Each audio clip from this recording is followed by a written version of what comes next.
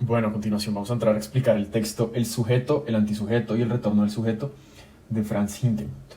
Bueno, muy a grandes rasgos lo que nosotros entendimos con el texto es que vivimos en un estado de las cosas eh, que tiene como premisa y como fundamento eh, una realidad que realmente no se ajusta a la verdad.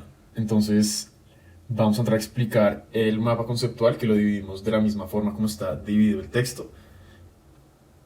Bueno, entonces para empezar, el autor se plantea como una pregunta, como una disyuntiva, y es ¿cuál es el propósito de cuestionarse lo que el autor llama como realismo político cuando este realismo está construido sobre imaginarios ficticios? Y la respuesta a lo que entendimos es que el propósito es, pues precisamente como no hay un realismo, por decirlo real, eh, pues el ejercicio de plantear otra realidad pues es completamente válido.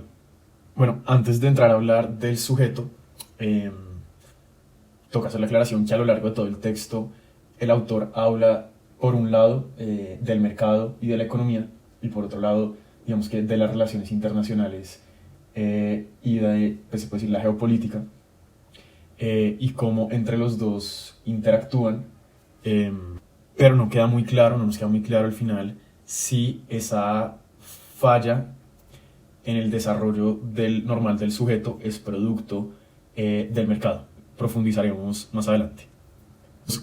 Entonces, cuando el autor arranca a explicar el sujeto, es decir, cómo deberían ser las cosas, parte de la siguiente premisa. Yo soy solamente si tú también eres. Eso después se traduce a el asesinato es suicidio. ¿Qué entendimos nosotros con esta afirmación? Pues básicamente que todas las acciones que hacemos, que tenemos como seres humanos, repercuten finalmente en nosotros mismos por la interconectividad de las relaciones humanas. Entonces no es sostenible pretender un sistema como el que argumenta el autor vivimos actualmente de mercado en la que se busque acabar con el otro sin que hagan efectos negativos en uno al final. Entonces la imagen o el ejemplo que trae el autor para ejemplificar esto es si nosotros disparamos sobre otra persona o a otra persona, esa bala le va a dar la vuelta al mundo y finalmente nos va a pegar en la espalda. Aquí hay otro elemento que entra a explicar el autor y es la globalización. La globalización lo que ha generado es que este postulado del asesinato y suicidio se vuelva cada vez, digamos que, más real y más evidente por pues sí, el aumento de la conectividad entre los seres humanos. Conectividad entendida desde un concepto muy amplio de la palabra. Entonces, el estado ideal del sujeto parte de la afirmación de que el asesinato es suicidio, idealmente. Sin embargo, explica el autor, actualmente vivimos en un estadio contrario que él llama el antisujeto, impulsado por el mercado, los egoísmos, los intereses propios, eh, que el autor reconoce como el estado del antisujeto. El estado del antisujeto es aquel en el cual el asesinato no es suicidio.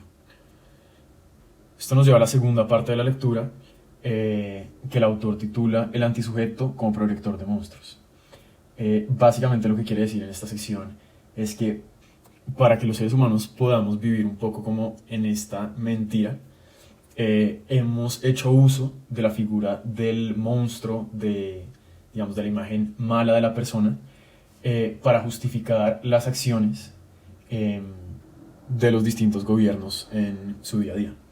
Entonces pone los ejemplos de cómo Estados Unidos satanizó, digamos que la imagen de Hussein, de Bin Laden y del dictador panameño Noriega, para justificar su accionar. Digamos que solo así era sostenible justificar y continuar con ese sistema basado en el postulado de que el asesinato no es suicidio.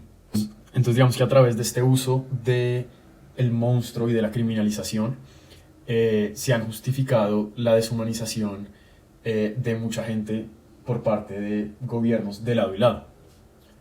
Ese monstruo, finalmente, dice el autor, es la representación del antisujeto. La tercera sección o subtítulo, la voluntad contraria como enfermedad, el autor lo que establece es que, contrario a lo que debía suceder del regreso del sujeto, lo que pasa es que el sujeto se hace monstruo, se hace antisujeto, para poder afrontar, para poder pelear contra el otro antisujeto, el otro monstruo. Por eso se denomina la voluntad contraria, eh, que genera una especie de enfermedad y un ciclo. Para ejemplificar un poco esto, el autor habla de parodias del sujeto y hace referencia como a dos fenómenos que son los asesinatos suicidios, que suceden pues frecuentemente en Estados Unidos, en los que una persona entra a por lo general, un establecimiento público a asesinar a una cantidad de personas y se termina quitando la vida.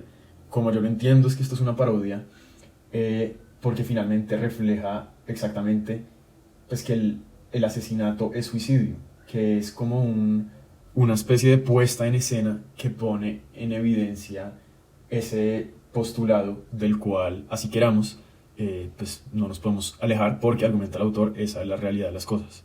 Y la segunda parodia que utiliza el autor a modo de ejemplo, eh, es lo que sucedió en Estados Unidos, en donde un francotirador empezó a matar personas de modo sistemático, eh, un poco ejemplificando lo que hacía el gobierno estadounidense, digamos, a gran escala en Medio Oriente y previamente en América Latina. Eh, Termina el autor diciendo en esta sección: estas reacciones de la voluntad contraria no poseen un proyecto de cambio en la sociedad, estas racionalmente concebidas, tienen un carácter disruptivo. Pasando al tema de la interculturalidad y el fundamentalismo, vemos que la cultura se desarrolla y tiene historia. En cada cultura se evidencia un proceso circular que parte del sujeto, pasa a su negación institucionalizada para llegar a la recuperación de este mismo, lo que mueve la cultura y su historia. La sociedad moderna efectúa la negación del sujeto sin que se exista o al menos se admita la recuperación de este. Esto lo hace por medio de la absolutización y totalización de las leyes del mercado. Ahora, pasando a la palabra fundamentalismo, vemos que tiene su origen en un movimiento cristiano que en un inicio no tenía relevancia o auge y después lo adquirió.